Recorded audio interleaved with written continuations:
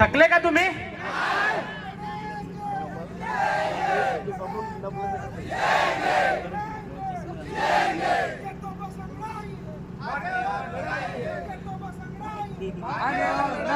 या राज्याच्या प्रशासनाला माझी विनंती आहे, थोडाशी फक्त आम्हाला एवढा वेळ तुम्ही दिलात तर अजून थोडासा वेळ द्या, 5 मिनिटं विनंती आहे ती. खरं तर आदिवासींचे धरती आबा बिरसा मुंडा या महाराष्ट्र राज्याचे आराध्य दैवत छत्रपती शिवाजी महाराज, राज्यघटनेचे शिल्पकार डॉक्टर बाबासाहेब आंबेडकर, चूल आणि मूल इतक्याच पुरतं अडकवून ठेवलेल्या आणि आज आमच्या निवेदन स्वीकारायला येणाऱ्या तहसीलदार मॅडम, ते माझं फुलं दाम्पत्य ज्यांनी स्त्रीला शिक्षणाची चालना मिळवून दिले, त्या मॅडम आज आमचं निवेदन स्वीकारणार आहेत. म्हणून त्या फुले दाम्पत्याला महात्मा फुले आणि सावित्रीबाई फुले आरक्षणाची मुहूर्तमेढ रोवणारे राज्यश्री छत्रपती शाहूजी महाराज, आज एसपी असतील, डीवायएसपी असतील, पोलीस प्रशासन असेल, तहसीलदार असेल, पेशव्यांच्या राज्यामध्ये ज्यांनी आरक्षणाची मुहूर्तमेढ रोवली असे राज्यश्री शाहू छत्रपती महाराज, या सर्वांना त्रिवादन अभिवादन करतो मी.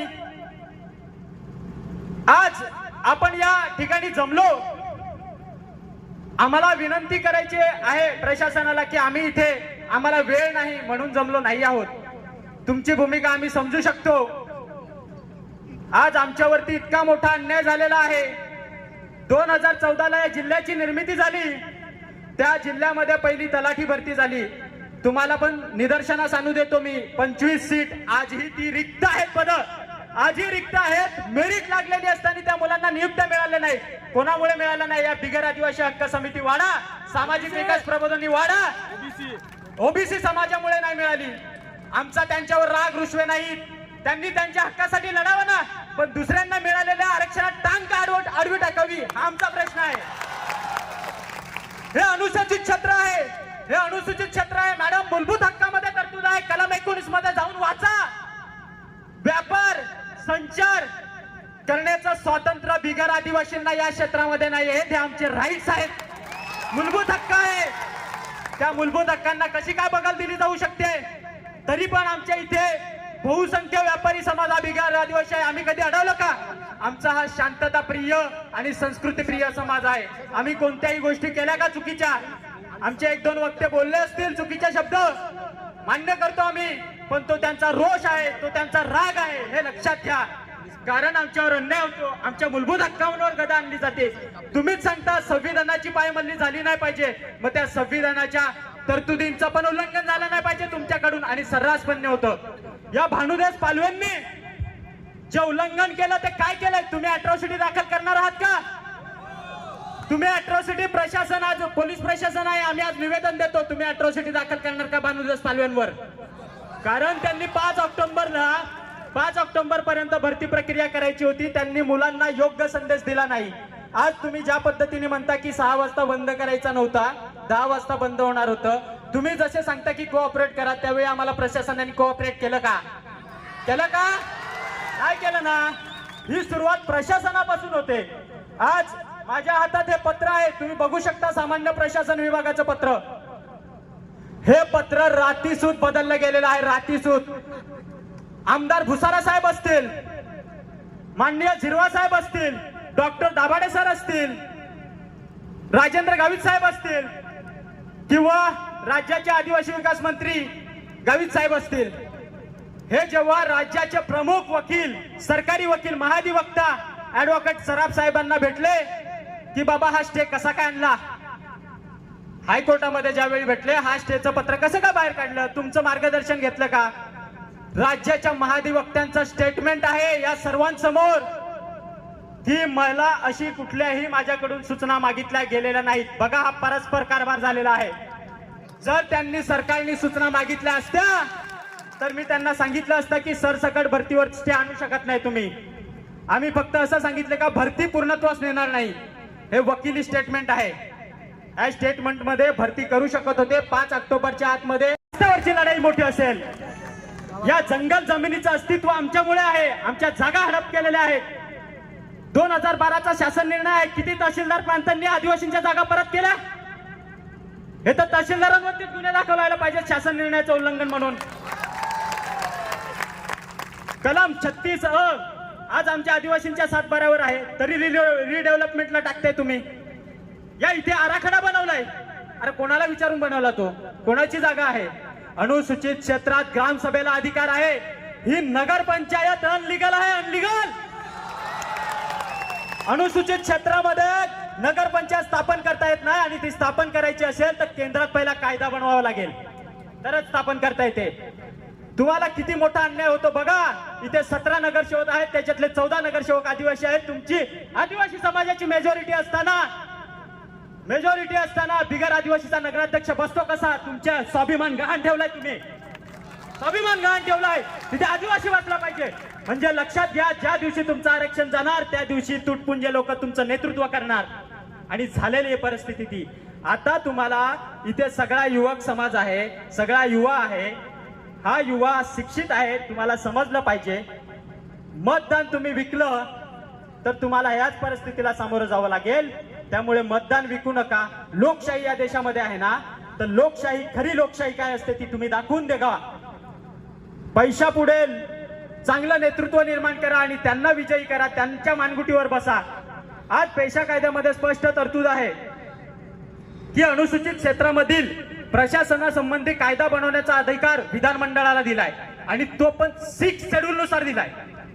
6व्या अनुसूचीनुसार. 5व्याचा विषय सोडू आपण, आपल्याला 5वी लागू आहे. पण नोकरी संबंधी प्रशासनासंबंधी कायदा बनवण्याचा अधिकार विधिमंडळाला दिलेला आहे. आजपर्यंत का बनवला नाही? मग आता पण आपण 25 नाही तर 27 आमदार आपले कार्यरत आहेत. 25 रिझर्व आहेत. एक ओपन सीटवर आलेले आहेत भीमराव केराम साहेब आणि 27वे आमदार आहेत ते विधान परिषदेचे आमदार आमशादादा पाडवी. या महाराष्ट्रामध्ये 65 मतदारसंघ असे आहेत का तिथे आदिवासी मतदार ठरवेल कोण आमदार होणार. आपण सरकार पाडू शकतो मित्रांनो, पण आपल्यात हे संघटितपणा असला पाहिजे. आपण पक्षापार्ट्या विसरल्या पाहिजेत आणि समाजाच्या हितासाठी कधी आपण संघटित राहिलं पाहिजे. सांगायचा मूळ मुद्दा आहे, उशीर खूप झालेला आहे.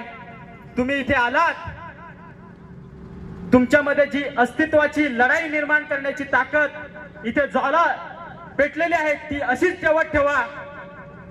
कधीही हा संघर्ष विझू देऊ नका आणि विझला तर आपण सगळेच विझून जाऊ, हे कायम लक्षात ठेवा. इथले असतील कोणी नेतृत्व तर त्या बिगर आदिवासी समाजाला माझं ठाम मत आहे आणि तुम्हालाही सुद्धा सांगणं आहे की तुम्ही मतं मागायला पण आमच्या घरात यायचं नाही, मग आमच्या गावात घुसायचं नाही, बिगर आदिवासींनी घुसायचं नाही. म्हणजे नगरपंचायतची जी परिस्थिती मी सांगितली की इथं तुम्हाला पद मिळतं तर ते चालतं, पण आदिवासींना नोकरी भेटते तर ती चालत नाही. म्हणजे इथं तुमच्या हिताचा निर्णय आहे तर तो चालतो. आदिवासी उपयोजनेचा निधी येतो, हे रस्ते आदिवासी उपयोजनेच्या निधीतून चालतात, त्याचा ठेका तुम्हाला चालतो. पण आदिवासींना नोकरीचं आरक्षण दिलं तर ते चालत नाही. म्हणजे सोयीस्कर भूमिका मांडायची का तुम्ही? आज तोच आदिवासींचा पैसा आपल्या विरोधात कोर्टात वापरला जातोय. कुंभकोणी सारखे वकील लावतात. आंध्र प्रदेशच्या केसमध्ये ज्यांनी केस विरोधी पक्षांनी लढवली सरकारच्या विरोधात झारखंडमध्ये, ते वकील हे लावतात. हा पैसा आला कुठून रे? आला कुठून? आमच्याच आदिवासींचा निधी आहे हा. आमच्याच आदिवासींचा निधी आमच्याच विरोधात वापरत आहेत, हे तुम्हाला समजलं पाहिजे. आपल्याच लोकांनी या ठिकाणी मोर्चे होतात, ज्यावेळी या ठिकाणी मोर्चे होतात कोणत्याही पक्ष पार्टीचा संघटनेचा असं नेतृत्व कोण करतो? बिगर आदिवासी ना तुम्ही सगळे रस्त्यावर असता. नेतृत्व कोण करतो? त्यांच्या घरातला एकतरी माणूस राहतो का? त्यांच्या बायका राहतात का? आपल्या राहतात अशा रस्त्यावर बसून? हे थमकावून सांगा ना त्यांना. आमच्या हक्कावर कशाला गदा आणता?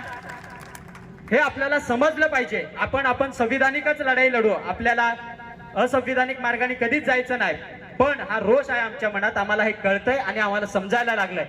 हे आम्हाला ठोसपणे इथे सांगायचं आहे, म्हणून हे बोलतोय मी. वनरक्षक किंवा इतर आहेत तलाठी, परंतु शिक्षकांना ते नियुक्ती देऊ शकत होते. त्यांच्यावर दप्तर दिरंगाई कायद्यानुसार कारवाई करणार का शासन? महाराष्ट्र सेवा प्रवेश अधिनियमानुसार करणार का कारवाई? म्हणजे हे कायदे फक्त काय आदिवासीलाच लागू आहेत का? हा, सामान्य जनतेला लागू आहेत का? IAS लोकांना लागू नाही का? ह्या गोष्टी अत्यंत चुकीचीपणे घडतायत. आम्हाला पण कायदे करायला लागलेत. आदिवासी शिकलाय म्हणून आज इथे उभा आहोत. आदिवासी शिकलाय, पुस्तकं शिकलाय, संविधान काय आहे हे माहिती आहे म्हणून इथे रस्त्यावर उभे आहोत. आम्हाला त्याच मूलभूत हक्कांमध्ये निशस्त्र जमण्याचे अधिकार आहेत. आम्ही शस्त्र घेऊन आलोत का इथे? ना आलोत ना. निशस्त्र जमण्याचे आम्हाला अधिकार आहेत आणि आम्हाला भाषण स्वातंत्र्य आणि विचार स्वातंत्र्य मांडण्याचे पण अधिकार आहेत. हे मूलभूत हक्कात आहेत. मला सांगा, आज लहान मुलं शिक्षणापासून वंचित राहत आहेत. शिक्षण हा मूलभूत हक्क कलम 21A मध्ये नमूद आहे. व त्यांना मूलभूत हक्कापासून वंचित ठेवता. तहसीलदार मॅडम असतील, पोलीस प्रशासन, तुम्ही आम्हाला 17 वेळा उठायला सांगता. या मूलभूत हक्कांची पायमल्ली होते हे सरकारला सांगणार का तुम्ही? आमचं शिष्टमंडळ ना सीएम कडे, शिंदेकडे. सामान्य प्रशासन विभाग माननीय मुख्यमंत्री शिंदे साहेबांच्या हातात आहे. त्यांनी तर ऍडव्होकेट सराफांशी सल्लामसलत केला नव्हता. मग हे चुकीचं पत्र बाहेर कसं काय आलं? आणि विशेष म्हणजे 13 तारखेला सुनावणी झाली, त्या पद्धतीचं जजमेंट यायला सुप्रीम कोर्टामधून 5 दिवस लागले. त्या 5 दिवसाच्या आधी यांनी पत्र कसं काय बनवलं? सीएम वर गुन्हा दाखल करणार का?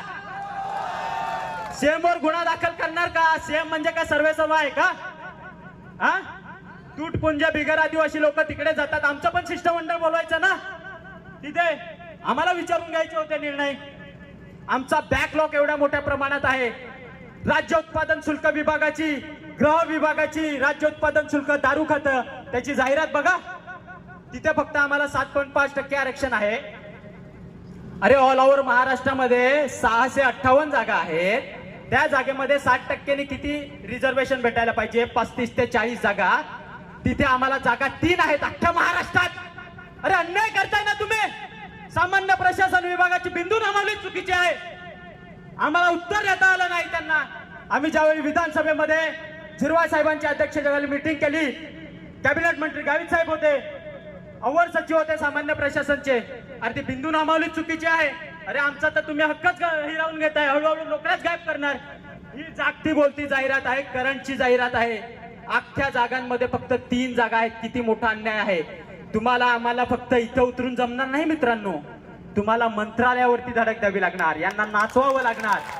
कारण जर जाब विचारला नाही आपण दबावगट समाजाचा निर्माण केला नाही तर आज 3 जागा भेटतात, उद्या 1 पण नसेल. ठाणे जिल्ह्याची निर्मिती झाल्यानंतर तिथे सगळे शिक्षक अतिरिक्त ठरत आहेत. विचार करा, आज 22% आरक्षण आहे. हे पिटिशन मध्ये आहे, मी बोलत काही नाही. सामाजिक विकास प्रबोधनी काय म्हणते की यांना 7%च आरक्षण द्या, 22% पण नको. हे बिगर आदिवासी लोकांची मागणी अशी आहे. आपल्याशी गोड बोलतात आणि फाटीत खंजीर खुपसतात. तुम्ही तुमचे हक्क मागा, तुम्हाला तो अधिकार आहे. पण अशा पद्धतीने एखाद्या समाजाच्या आरक्षणावर गदा आणत असाल तर गाठ आमच्याशी आहे. आम्हाला पण लढता येतं.